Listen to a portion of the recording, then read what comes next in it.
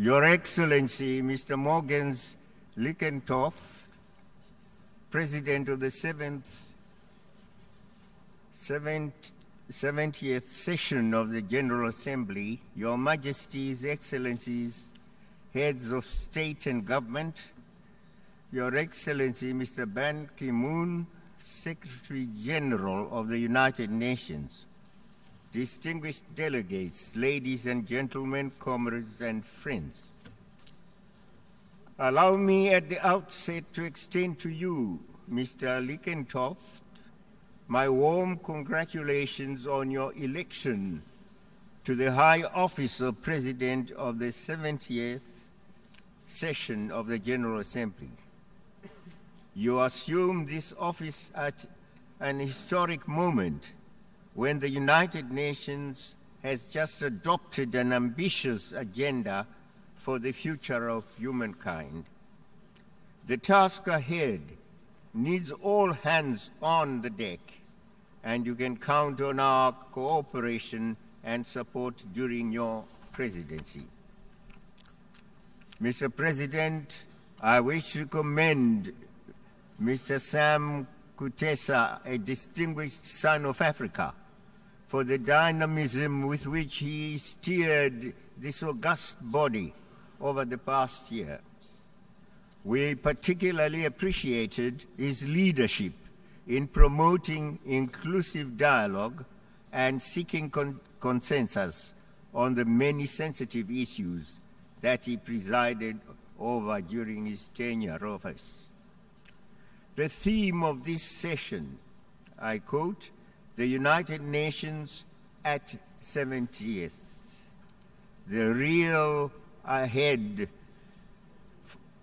road ahead of peace, security, human rights," unquote, aptly complements the deliberations of the summit meeting on the post-2015 development agenda.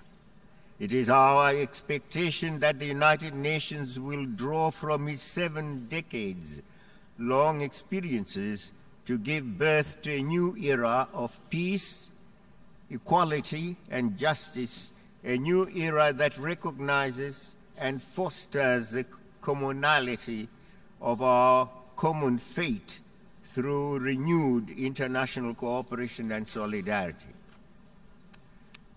Mr. President, the African Union welcomes the priorities you have proposed, for they are in tandem with our own developmental plan, the Agenda 2063, which recognizes the intrinsic and inextricable linkages between peace, security, development, and the full realization of human rights.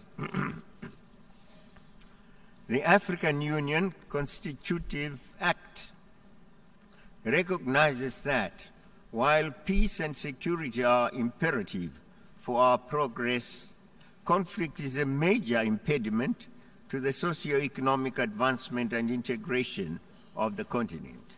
Consequently, the Common African Position on the post-2015 development agenda designates peace and security as one of its 6 key pillars and a top priority for us. The prevalence of peace not only creates conducive conditions for development, but also ensures that the maximum possible resource can be dedicated to development programs and projects. We welcome and encourage the continued cooperation between the United Nations and the African Union, principally through the latter's Peace and Security Council, in advancing peace and security in Africa. Mr. President, in January this year, the leaders of the African Union adopted Agenda 2063 as our continent's plan to accelerate deepened economic integration of our countries and regions. Its main objective is to improve the well-being of the continent's citizenry through sustained and balanced economic growth. At the African Union Summit in Pretoria, South Africa in June this year, we agreed on the agenda's first 10-year development plan.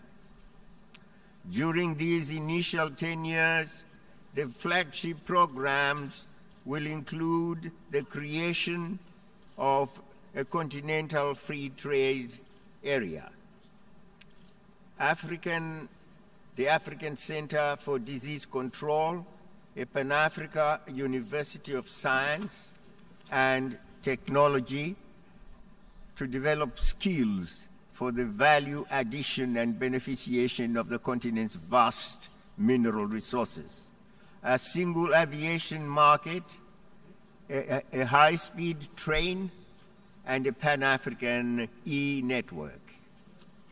The successful implementation of Agenda 2063 calls not just for the commitment of African stakeholders, but also for the support and engagement of partners beyond the borders of our continent. Africa is not looking for handouts. Rather, it is looking for partners in massive infrastructural development, in creating and exploiting the value chains from the God-given natural resources, and in improving the quality of life of the continent's citizens. The entire world stands to benefit from an economically empowered African continent than from one emasculated by deprivation and with an over-dependence on others.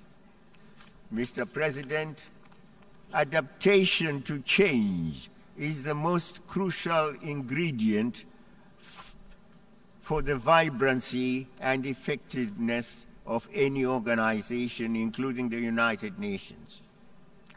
While the world has drastically changed since 1945, the United Nations and indeed the global governance architecture remains mired in a long bygone era.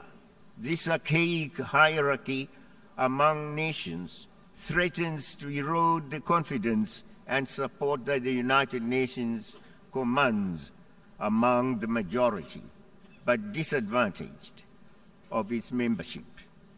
We are disappointed that we have lost the opportunity of this anniversary to address this burning issue of the reform of the United Nations Security Council in a manner that satisfies the just demands and expectations of the majority among us. I wish to reiterate our strong attachment to Africa's common position on the reform of the Security Council contained in the Ezulwini Consensus and the Sirte Declaration.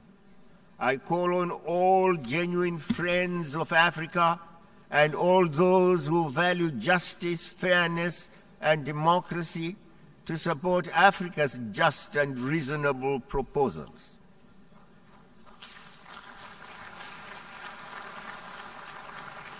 Mr. President,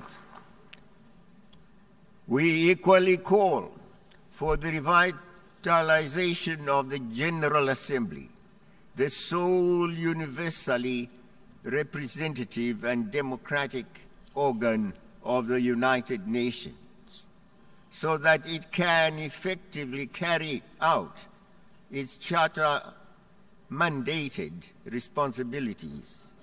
Accordingly, we fully support the call for inclusivity and transparency in selecting our organization's Secretary General.